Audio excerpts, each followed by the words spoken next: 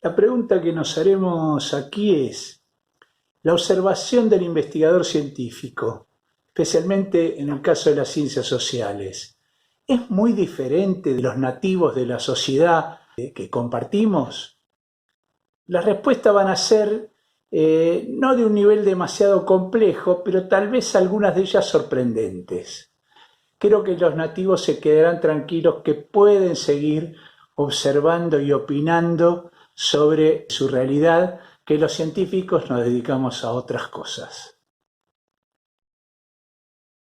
Le prestamos atención al fenómeno de que tanto en el universo científico, pero esas partes cercanas que tienen que ver con lo político y lo periodístico, es frecuente la aparición de, dado un fenómeno, una opinión crítica. Es decir, todos podemos acordar que si se produce un fenómeno de tránsito que observamos, nos va a parecer que tiene una causalidad.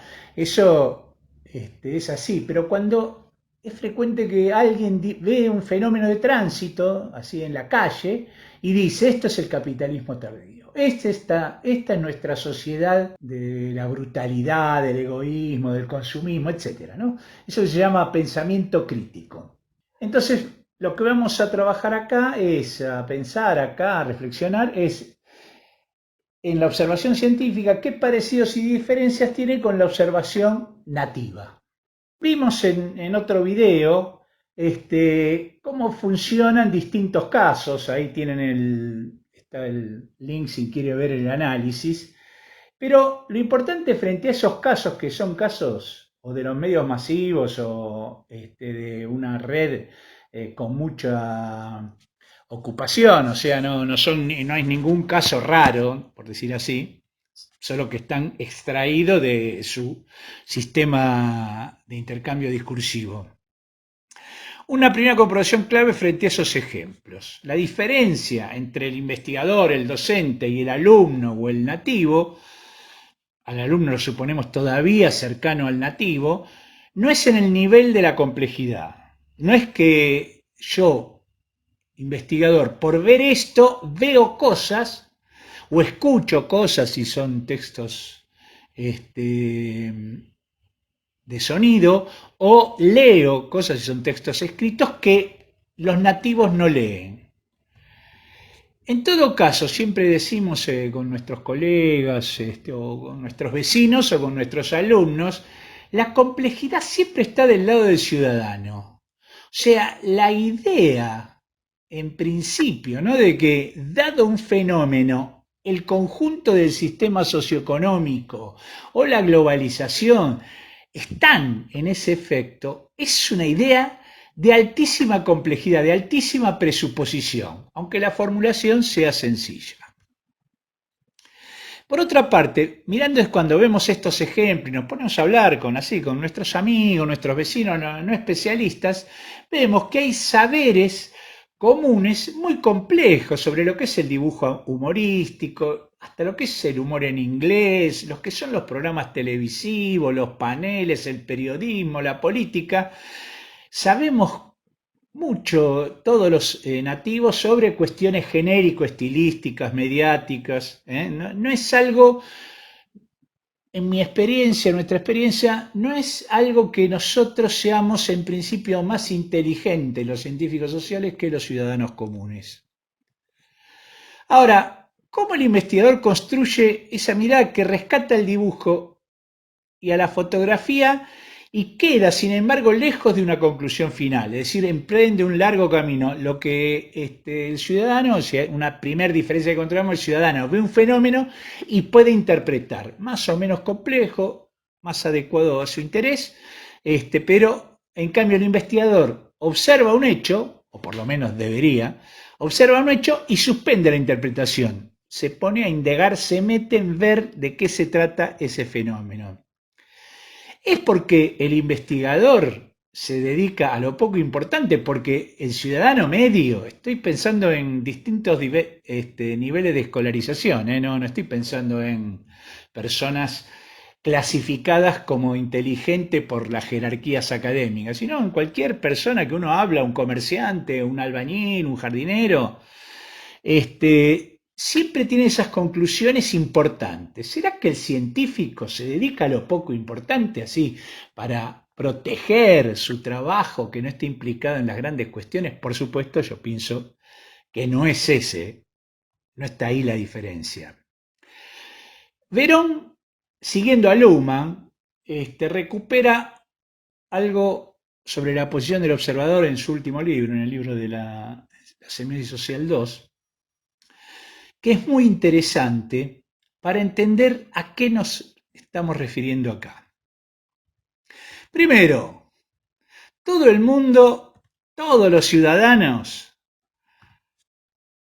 observan, escuchan, oyen, miran, ven, leen, repasan, revisan, es decir, tienen muchas relaciones de percepción material mientras viven.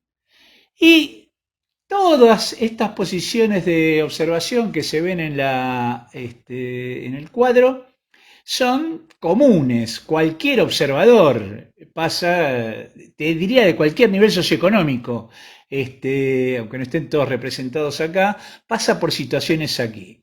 Es decir, todo actor social observa diferentes materialidades y situaciones. Y no es que se anda por la calle sorprendido, ¿qué será eso? O sea, algo entiende. Y todos los observadores, esto es algo muy importante en las observaciones de Verón, en la exposición de Verón, es que no solo que observa, cualquier nativo sabe que observa y si le resulta de interés, si le resulta de interés no es secundario, si le resulta de interés sabe comentar y responder sobre sus observaciones. Miro esto y no aquello, lo hago por esto y no por aquello. Escucho lo que me interesa, dejo de escuchar cuando deja de interesarme. Eso es algo, una actividad de la especie, al menos en la cultura occidental. Somos así. Observamos y metaobservamos. ¿Cuál es la diferencia del observador científico? Es que cuando yo, como observador científico, digo que observo, tengo que responder a las reglas de legitimación del universo científico, que son normalizaciones, reglas de notación, de control. Cuando exponga mi discurso sobre eso que estoy investigando, cuando ponga afuera los resultados de mis observaciones, el proceso de observación tiene que estar expresado, representado y debe ser legitimado institucionalmente. No puedo decir que vi algo que nadie vio, tengo que decir algo que vi, que se puede volver a ver, que vi de acuerdo a ciertas condiciones y que se puede reproducir o se puede procesar en laboratorio. Quiere decir esto, la observación científica no se diferencia a nivel perceptual ni interpretativo en principio en este nivel, sino a nivel institucional. Científica prescribe. ¿Cómo acceder a la observación? En la vida, este es un caso de, esta señora está interactuando comunicacionalmente en vía pública, que es uno de los niveles más complejos de intercambio comunicacional. En realidad son múltiples y muy diversos intercambios comunicacionales que van desde el libro, el cartel, hasta la pantalla y la gigantografía, el libro en un kiosco, el cartel en una pared, un sticker en un auto, folletos que nos dan o volantes que nos dan mientras caminamos, y cuestiones que van de la intimidad individual a lo masivo, desde oferta de prostitución hasta oferta de ropa deportiva, por decir así, o gaseosas, o comida, o fast food, tecnología de masas, etc. Navegar el espacio público en este sentido es como que se navega en la web. Pero la radio, el proceso, el networking en internet, y la caminata por el espacio público requieren fuertes niveles de interacción. Es decir, voy por el espacio público sometido a múltiples estímulos y de acuerdo a nuestras investigaciones, el registro que cada individuo hace responde mucho desde su voluntad, su deseo, su estado. Si tiene hambre, más fácil que se acuerde de un restaurante. Si es político, me acuerdo que se acuerde de una comunicación política, etcétera, ¿no? En distintos niveles. Es decir, no es, puedo llenar de comunicación Corrientes y 9 de Julio o Times Square en New York, y eso no me garantiza que todos los que pasen por ahí, todos los individuos que pasen por ahí, vean todo y menos recuerden, menos entiendan y menos se involucren con lo que dice. Es un caso de interacción frente a una pantalla de Facebook o una pantalla de Twitter, pasa muchas veces lo mismo. De todo lo que hay, solo nos enganchamos con algunas cosas y en cada uno podría haber una explicación. No se puede entender lo que está ocurriendo en esa esquina o en Facebook en este momento de acuerdo a lo que me pasa a mí. Tampoco de acuerdo a lo que le pasa a un individuo al que observo, como ocurre en otros tipos de investigación social. En realidad, si no puedo construir un ellos combinatoria de esas distintas posiciones individuales, todas parcialmente diferentes, pero si no encuentro los lugares comunes, no puedo reconstruir el proceso de intercambio discursivo. En ese sentido, el observador científico se ve exigido a prestar atención a lo que el ciudadano común no necesariamente le presta. Estoy explicando esto con ese dibujo esquemático y enseguida dije Times Square, 9 de Julio y Corrientes, se entiende eso, tenemos como una capacidad de reconstruir espacios virtuales, ¿no? Que usamos constantemente ahora en nuestro trabajo en redes y plataformas. A eso, esa función, siguiendo a Cioranescu, Trullón lo llama utopismo, que es un régimen, él dice mental, es un régimen discursivo común que tiene, al parecer, toda la especie humana, no solo la occidental, para reconstruir escenarios, para planificar una caza, una pesca, una siembra, un encuentro científico, una cita amorosa, etc. Es decir, podemos imaginarizar escenarios y compartirlos discursivamente, decir que están en formato discursivo para investigar, pero también para actuar. Principios generales, entonces. En principio percibimos e interpretamos como todos los nativos de nuestra sociedad. Ocurre que prestamos más atención a algunos fenómenos, así como otros sectores de la sociedad prestan a otros fenómenos. Lo que sí la institución en la que trabajamos nos obliga a evidenciar qué observamos y cómo lo hacemos. El resto de los nativos no están obligados, salvo para sus trabajos específicos.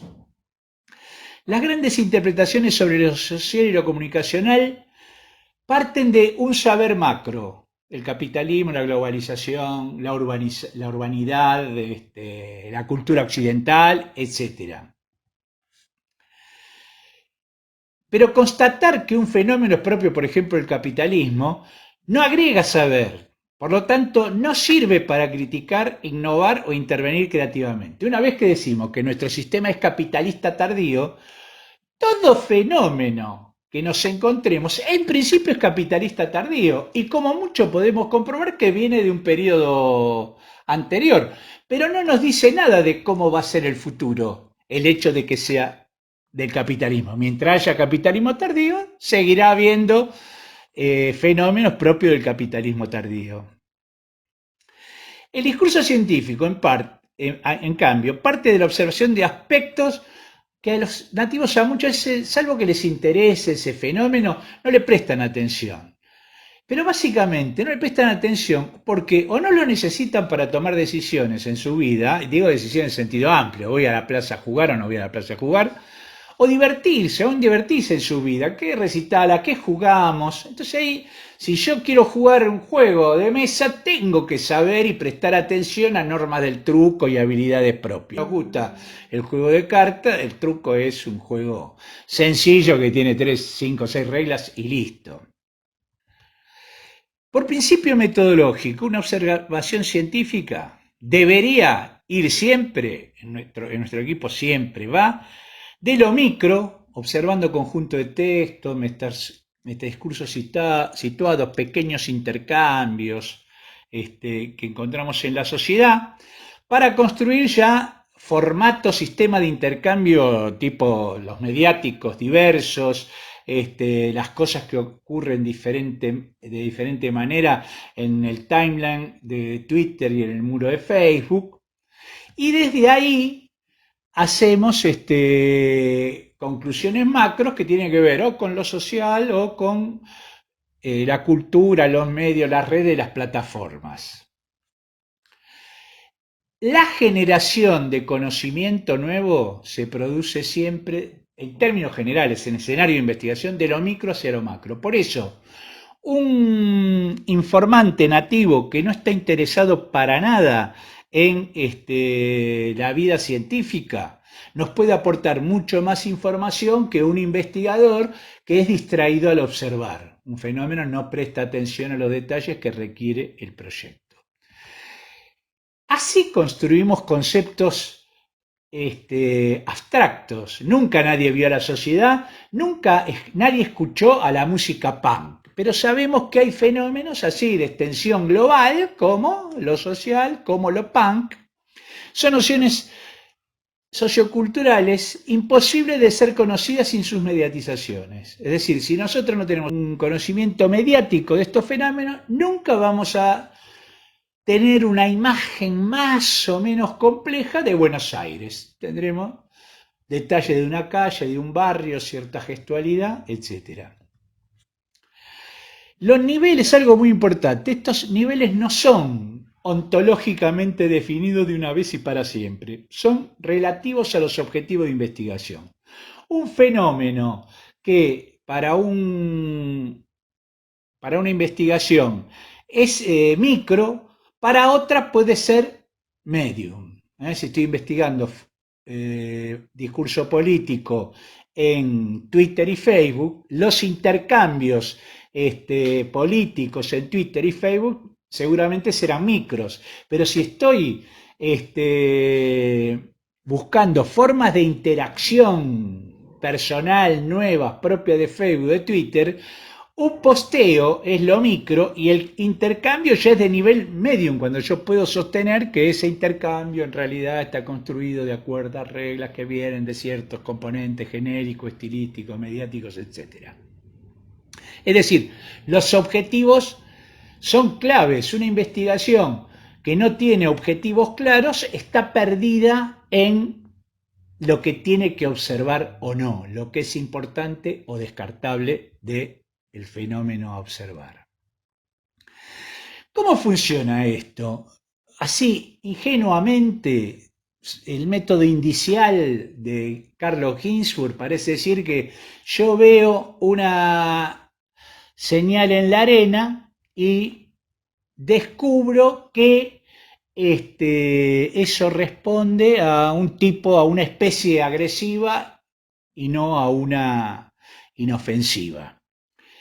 Es tan así, es verdad, lo que es verdad, que es algo muy interesante de observar en los que empiezan a investigar, cómo empiezan a jugar las jerarquías clasificatorias de la sociedad. Cuando yo veo algo, mientras la investigación va de lo micro a lo macro, el chequeo de lo que veo para ver si lo que estoy viendo es algo que existe en la sociedad o es algo que me parece a mí, si es algo muy común y me parece novedoso, porque no conozco nada del tema, ¿no? Toda esa problemática es propia de la investigación. Lo que es muy interesante, cuando yo veo un conjunto de señales, de marcas, en una pantalla de computadora, lo primero que registro es lo macro, en este nivel, ¿no? Miro una pantalla y sé qué es Facebook, qué es Twitter o qué es una publicación gráfica online. Así como estoy mirando la televisión, miro y lo primero que entiendo es que estoy viendo televisión, no tengo expectativas de ver cine o de escuchar radio o hacer actividades como lo hago frente a un diario. Primero lo macro de lo mediático, después se descubren los lenguajes. Entiendo si es humor gráfico o si es un humor verbal, pero si me muestran un film, enseguida entiendo si es un film ficcional o documental, que son dos universos muy diferentes de las vidas cinematográficas. Después describo rápidamente el género. Me mostrás una pantalla televisiva, sé que es un noticiero o que es una telenovela. Más allá de que hay confusiones todo el tiempo, miro un listado de posteos en mi timeline de Twitter y de 100 veces, 95 veces o más, 95%, acierto, si es irónico, es humorístico, es serio, es político, es es una diatriba, es un chiste, es una información, una noticia, etcétera, etcétera.